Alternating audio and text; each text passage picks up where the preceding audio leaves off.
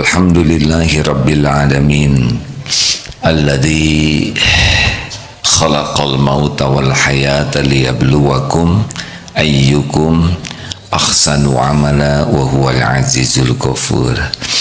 Segala puji bagi Allah yang menciptakan kematian dan kehidupan sebagai ujian bagi kita.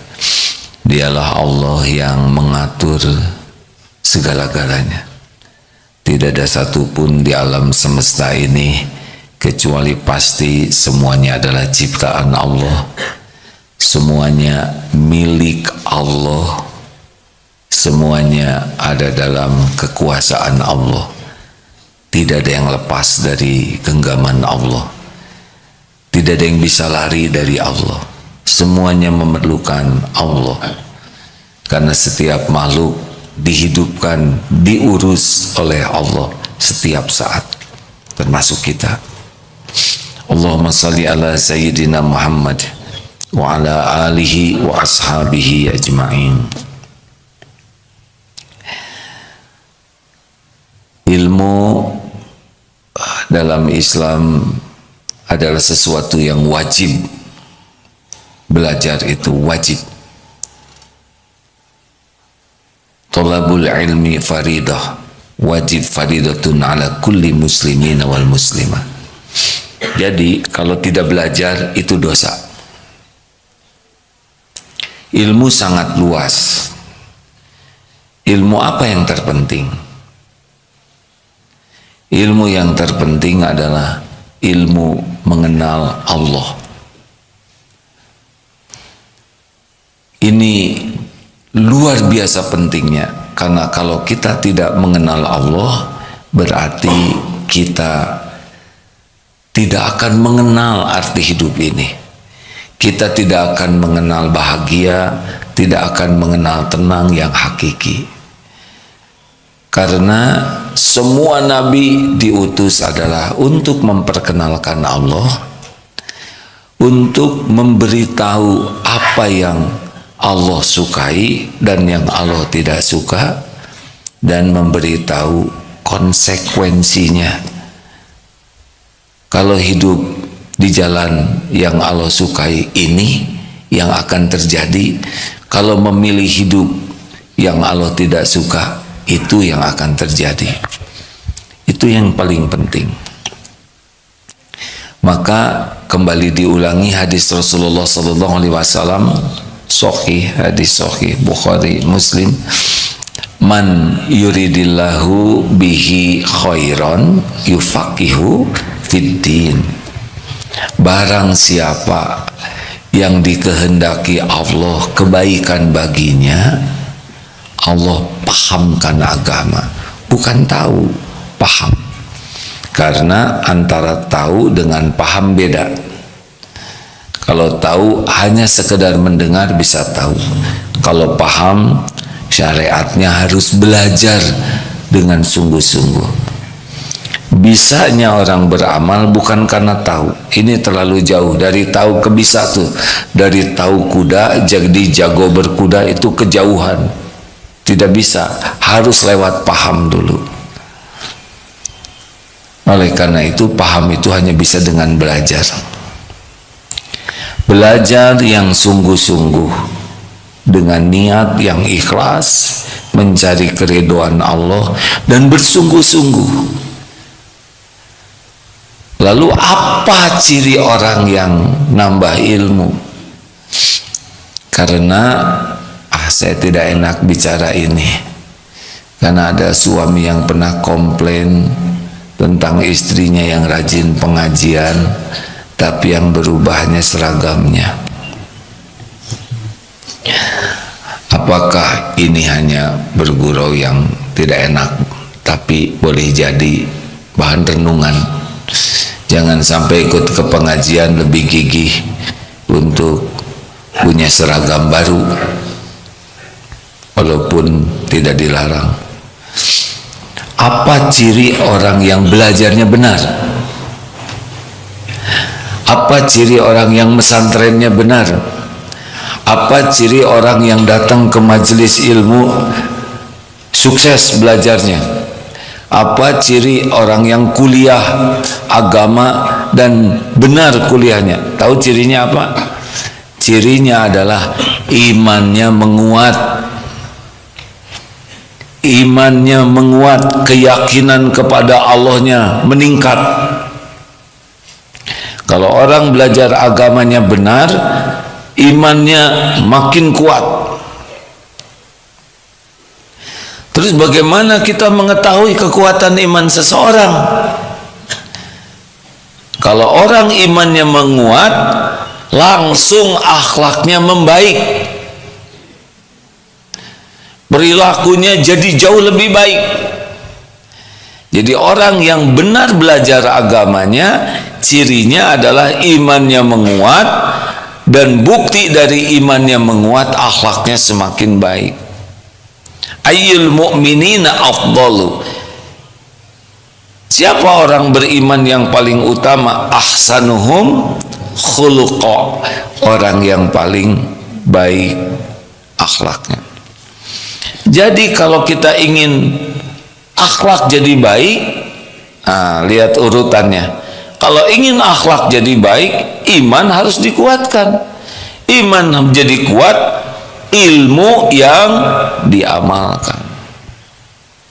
Jadi kalau tidak lewat belajar agama, ngarang hidupnya, tidak kenal siapa Allah. Kalau tidak kenal Allah, pasti dia punya Tuhan yang lain, menuhankan harta, menuhankan gelar, menuhankan jabatan, menuhankan suami, menuhankan istri, menuhankan popularitas, menuhankan syahwat. Sudah itu saja, hidupnya mengabdi kepada selain Allah.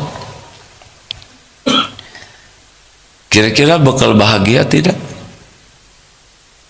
Nggak ada yang jawab. Bakal bahagia tidak? Bayangkan begini, Allah Tuhan kita menciptakan kita jadi hamba Allah. Allah menciptakan dunia. Huwallazi khalaqalakum ma fil ardi jami'a. Dunia ini diciptakan Allah, pelayan kita. Nih lihat, kursi ini. Kursi ini melayani saya nih. Ini mikrofon melayani, komputer melayani, kacamata melayani, gelas, HP, jam, pakaian, ini melayani saya nih. Bukan Tuhan saya. Digunakan ini untuk mengabdi ke Allah. Insya Allah ini mas mikrofon suatu saat bersaksi nih. Suatu saat saya tanggal sekian dipakai ceramah, insya Allah bersaksi. Termasuk yang dipakai penyanyi atau siapapun ya, bersaksi dong. HP bersaksi. Semua ini pelayan, karpet didudukin. Tapi jadi menderita kalau kita melayaninya, menuhankan pakaian, HP, betul? Banyak orang yang sibuk mengabdi kepada pelayan. Ribet sekali ya. Allah Tuhan kita, kita harusnya ngabdi ke Allah, dikasih dunia untuk membantu kita dalam mengabdi ke Allah. Tapi karena tidak kenal ke Allah, dia turun ke sini jadi pelayan dunia. Lihat saja di dunia ini, kebanyakan begitu.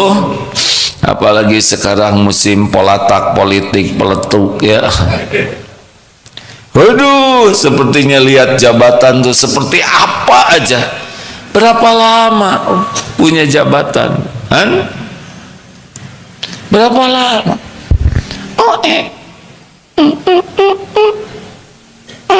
Dah mau berakhir. Kalau tidak mau berakhir, diakhiri ya kan? Bapak harus pensiun, Pak. Kalau Bapak tidak pensiun, syariatnya orang di kantor enak lihat Bapak tuh. Enak. Kelamaan tuh bikin enak, Pak. Halo? Berapa lama? Gak lama itu, gak lama. Yang agak lama itu di alam barzah.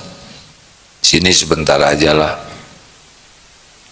Yang paling lama di akhirat nanti. Kita diciptakan Allah untuk bahagia di 3 tempat. Bahagia di dunia, namanya hayatan thayyibah. Bahagia di alam barzah, oh lapang, enak, nyaman. Bagi syuhada lewat, ada tempat khusus bagi yang mati syahid itu. Dan bahagia di akhirat kelak. Nah, syaratnya jadi hamba Allah, bukan hamba dunia. Dan ini tidak mungkin tanpa ilmu. Man arada dunia fa'alaihi bil ilmi. Makanya pertanyaannya selalu, berapa jam? Wah, terlalu lama. Berapa menit sehari belajar agama? Berapa menit sehari? 24 jam. Dipakai tidur berapa? 12 jam. Pakai makan 4 jam. Tinggal berapa jam lagi? Berapa menit? Ada orang yang cuek sekali, tidak belajar agama, Pak. Tidak tahu agama, tidak kenal Allah, tidak tahu apa yang baik dan yang buruk, tidak ngerti nanti itu bagaimana. Ah, ini ngarang. Ngarang, hidupnya ngarang. Aduh, malu disebut ngarang begini ya. Yang lebih repot udah ngarang, cari rujukan dari yang ngarang juga. Aduh, ruwet pisan. Mengidolakan Mas Ngarang atau Mbak Ngarang ya. Bagaimana kita sibuk mencontoh orang yang tidak mengerti, mengidolakan orang yang enggak paham. Aduh, ribet sekali hidup ini. Bisa kebayang tidak? Kita tidak tahu, nanya kepada yang tidak tahu. Berat, makanya tidak punya pilihan, Pak. Harus belajar. Harus belajar. Sayangnya, bukan sayangnya, pertanyaannya, kenapa orang malas belajar agama? Kenapa kalau buka HP, Bismillahirrahmanirrahim, skip. Rasulullah sallallahu alaihi wasallam, ingat Allah. Kenapa coba?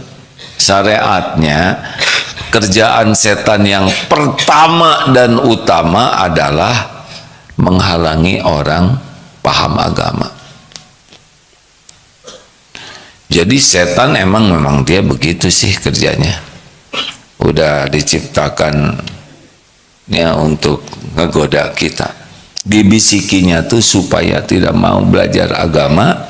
Kalaupun udah belajar, diselewengkan niatnya supaya niatnya ini cari dunia dengan agama. Jadi ngirim paket salah alamat, nggak nyampe ya.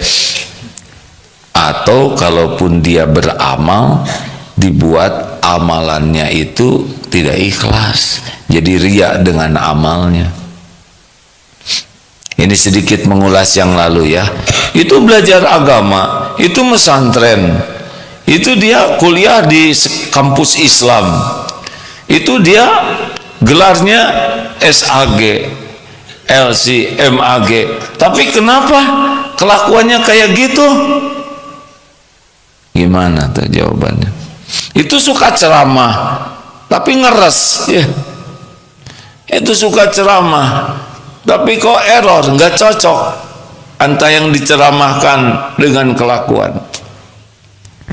Sedikit mengulas yang lalu ya, kenapa belajar agama tapi hasilnya tidak sesuai dengan yang dipelajari? Satu, penyebabnya salah niat. Jadi belajar agama hanya untuk status duniawi, hanya untuk dapat duniawi, ingin disebut sarjana agama, ingin disebut ustadz, ingin disebut kiai, ingin disebut dai kondang, ingin terkenal, ingin banyak jamaahnya, ingin banyak followersnya. Dari awal dia sudah bukan nyari ridho Allah, udah salah alamat, kirim paket, karena niat itu alamat. Innamal a'malu binniyat. Jadi kalau orang belajar agama, orang mesantren, orang ngapalin Quran, orang ikut musabakoh, kalau salah alamat, lewat. Disebutnya kadzab, dusta kamu. Kamu belajar ingin disebut alim, orang berilmu. Kamu baca Quran ingin disebut qori, qoriah, hafiz, hafizah. Itu bisa diseret tuh, tertelungkup masuk neraka karena menggunakan hak Allah untuk penilaian makhluk.